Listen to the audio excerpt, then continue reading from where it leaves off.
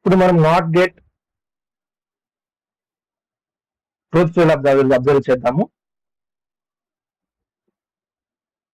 So input 1 కాబట్టి 2 power 1 is equal to 2 power n is equal to 1 కదా.